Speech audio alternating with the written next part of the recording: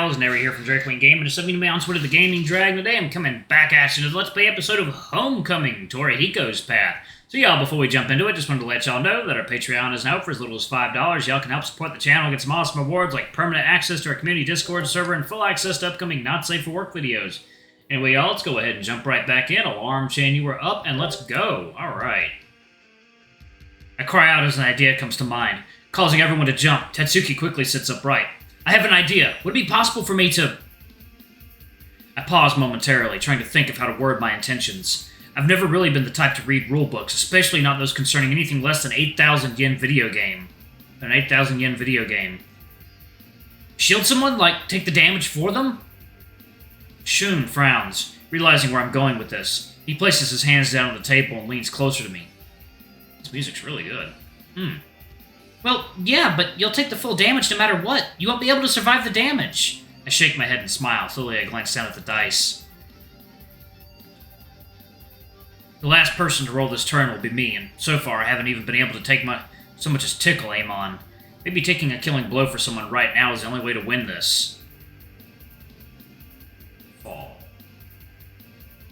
Question is, who do I sacrifice myself for? Shield. It's clear to me that I need to make the right decision. With unwavering resolve, I glance over at Soutaro. I'll shield Kala from damage. Soutaro, make good on that spell, okay? The lion's eyes widen as he looks over at me in shock. Wait, what? Mr. Nishimura, you'll lose all your experience points for sure. I give a smile and shake my head, folding my arms across my chest. No, Soutaro, my mind is made up. He opens his mouth to protest, but I hold up a hand to interrupt. Listen, if you guys fall, we'll have no chance. I can't even scratch this thing, let alone kill it on my own. It's for the best. Another look of shock comes to Shun's face, the wolf gaping momentarily. You're gonna sacrifice all the experience points you'll gain from this? We're talking of at least 10 levels worth. I shoot a playful glare in Shun's direction and rise up on my knees. Never make a man repeat himself when he's being heroic. Look back over at Soutaro, giving him another smile. We won't lose this day, Soutaro. I'm counting on you. The lion winces but nods, his cheeks staining a soft red. Right, I'll finish him off! As I pick up the dice, I hear Shin mutter softly, though I can make out the words. Well, I feel special over here. I can't help but feel a little guilty, but at the same time, I know that Soutaro is a lot more vulnerable. May just need time to cast their spells. I give the dice a soft roll and look down at the result. 9. With a sigh, Shun jots something down in his notebook. When he's done, he stares over at Soutaro. Kala the Wolf Wizard is completely shielded from any damage dealt by the Amon's upcoming turn. Without pause, Shun silently scoops up his dice and rolls. I watch as the dice comes to a stop beside a discarded box of Miedo chocolate cookies. 17 is unmistakable. Shun clears his throat and nudges his glasses further up his snout. Amon takes a deep breath before exhaling hellfire from its mouth. The party is hit for 60 points of damage. Buclear is overcome by the heat, the blaze killing him instantly. Shin massages it between his eyes, giving an annoyed sigh. Well, I'm not quite sure what I expected. Shun glances over between Soutaro and I, ears drooping as he rests his gaze on me. And Yuki the Fox Barbarian sacrifices his life to protect Kala from death. Damn.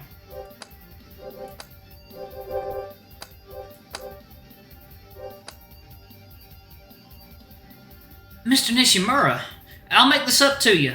I glance over at the lion and nod, small smile coming to my face. I know you will. You're gonna destroy this fiend. Soutaro gives a shy smile, his cheeks going slightly red. Yeah, you can count on me, Mr. Nishimura. The lion's demeanor suddenly changes, showing a surprising level of confidence. He casts a glance over at Shun, the wolf just as surprised as I am by the sudden change in mood. I'm gonna cast Thunderbolt! Soutaro reaches for his dice and picks it up. Turning to face me, he gives me a quick wink and rolls. The dice bounces once, catches the edge of a discarded box of Pocky, and bounces to the floor. I got it! Torihiko swats his notebook down on the dice as if it were a fly swatter, but doesn't lift it up. He looks up at Soutaro and takes a deep breath. You ready, Soutaro? The confident look on the lion's face remains, and he nods. I was born ready! With a slight gasp, Torihiko nods and lifts the notebook up, turning his head away as the pages slide away from the plastic icosagon below it. Ooh. 19! The A look of pure excitement crosses Shun's face as he drops his notebook, a wide smile forming. With a wave of her magic staff, Kala beckons a bolt of gold lightning from its tip. Amon's shrieks die away as the mystic bolt punches through his skull. His body seizes before slumping to the ground, his spirit departing this realm. Nice. Hey, what are you doing? Before he can react, Torihiko and Tatsuki grab him and hoist him up on their shoulders, carrying him out of the room like a soccer player who scored the winning goal. Shun's eyes widen and he gives chase. It's like something out of a movie and the sight makes me smile. You did it, man! The wizard babe strikes again! No, wait, watch the door frame! Shin looks over at me and gives a cheeky smile. You know, I think I'm glad that I wasn't the one to get the killing blow. Taking y'all. Water time.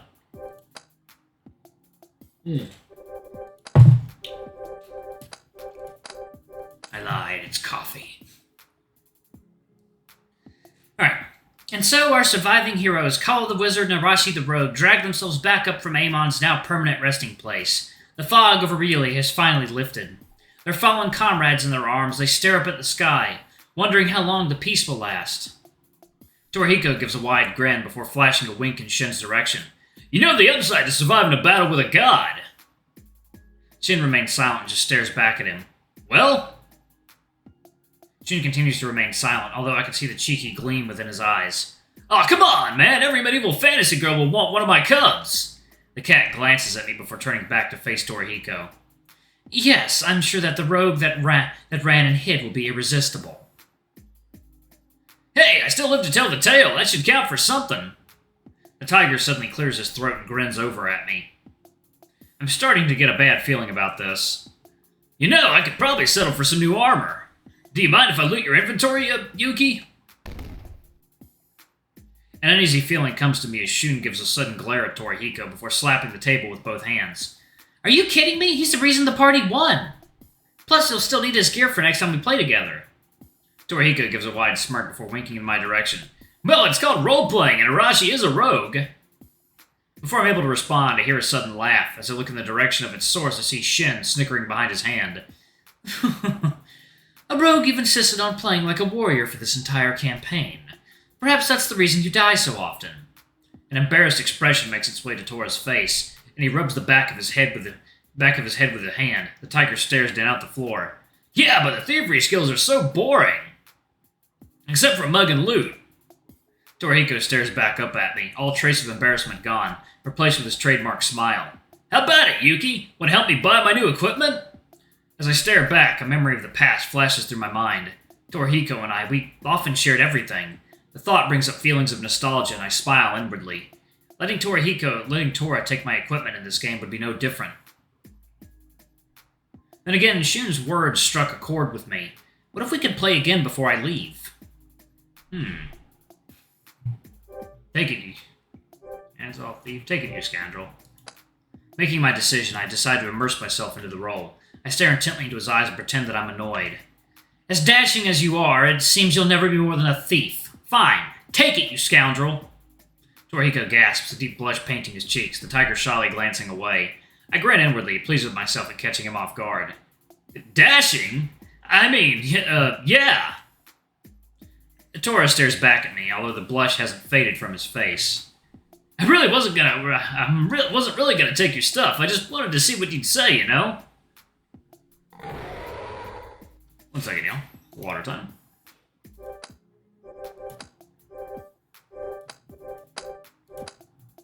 Hey, wait a minute! You take our stuff all the time! How come Hiroyuki is different? As Tatsuki protests, Torihiko glares over at him, standing up quickly. Arashi the Rogue answers not to low-tier hunters!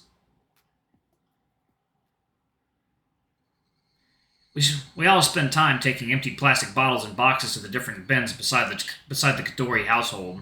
Making sure to separate the rubbish properly, we all excitedly chat about our next session, and potentially new builds for me to try out. Eventually, though, it was time to part ways. Since I didn't bring anything with me, I followed Shun out onto the porch to breathe in the afternoon air.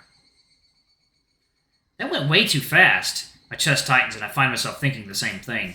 Although it took several hours, I still wish it could have lasted longer. Pushing those thoughts to the side, I give a slight shake of my head. Maybe we're just having too much fun killing us all. The wolf gives a wide grin, which I return with one of my own. He glances at me, reaching a hand up to my shoulder. Well, yeah, but you did really good for your first time. Maybe if you could stay, we could get you caught up with everyone else. I look down at him and flick my ears in interest. An all-nighter, huh? Well, maybe if my grandparents weren't expecting me home. Shun's smile fades and he glances away from me. No, I meant, Hiro, do you ever think about Minasato? Or about moving back? I blink, wondering where this has come from all of a sudden. As I take a few moments to think, a memory flash in my mind. An immense guilt passes through me. The truth is, I've never gone a day where I haven't thought about this town. I can feel tears forming in my eyes, and I say the words that are in my heart. Shun, I always do think of Minasato. I turn to face him and see that his eyes are also misty. I think about everyone else, too. The wolf stares at me momentarily before giving a slight smile. Slowly, he pulls me into an embrace. Surprised, it takes me a few seconds to realize, and I gently return it. I hope so. He murmurs something softly, though I can't make it out. We release each other from our embrace, and the wolf glances up at me. What about moving back here? What if you guys got part-time jobs and we all just stayed together? Wouldn't that be cool? Video games and manga every day like nothing changed.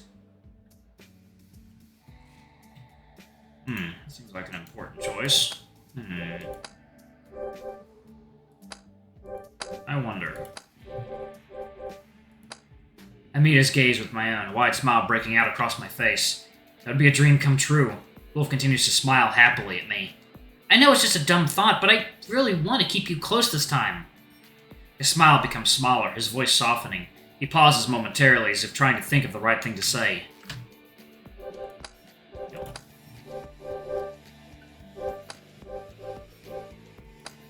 Okay. We've always had fun together, but today has been more fun than I can remember. Shun's eyes dart away and he leans against the porch's support beam. He stares out at the beautiful sunset, seeming content to just watch and listen to the chirping of the cicadas. I watch him for a few moments before turning my gaze to the horizon. It really is more beautiful than I imagined it would be. I used to take everything for granted, but now, being back here in this moment, it truly makes me realize just how much I've given up over the last 5 years. Maybe I could go back and stay with you instead. The two of us are interrupted as we hear the front door open. Our friends step through the doorway, Tatsuki looking a little worse for wear. Oh, I think I ate too many cookies. My stomach hurts like hell. Torihiko gently supports the dragon, patting him on the back. Getting a little old there, huh? In a surprising turn of events, Tatsuki doesn't protest. Instead, he simply sighs tiredly. Maybe. A squeamish look comes across Shin's face, the cat glancing away from the groaning dragon. We should probably hurry before Tatsuki has an unfortunate incident in front of Shun's house. With all of us in agreement, we say our farewells to Shun. I follow the others up the driveway, stopping to glance back at the wolf. As much as I'd like to stay and talk, my grandparents are likely back home by now, and it wouldn't be polite to come home too late. Alright, y'all, I'm going to go ahead and pause it right there. Thank y'all so much for watching. Don't forget to like, comment, subscribe, ring that notification bell, and check out our Patreon if you can. It always helps. Before I go, I'm going to give a quick shout out to our lovely bronze tier patrons. Thank y'all for all you do for the channel. We greatly appreciate the support. Thank you to our silver tier patron, Cade Silvermoon. Thank you for going a bit above and beyond. It's greatly appreciated. Thank you to our gold tier patron, Amr. You're awesome. We love you. Thank you for subbing to our ultimate tier anyway. If y'all want to get your names in the credits, get access to our not safe for work contents as little as $5. Alrighty, I love you all, and I'll see y'all in the next video. Bye-bye!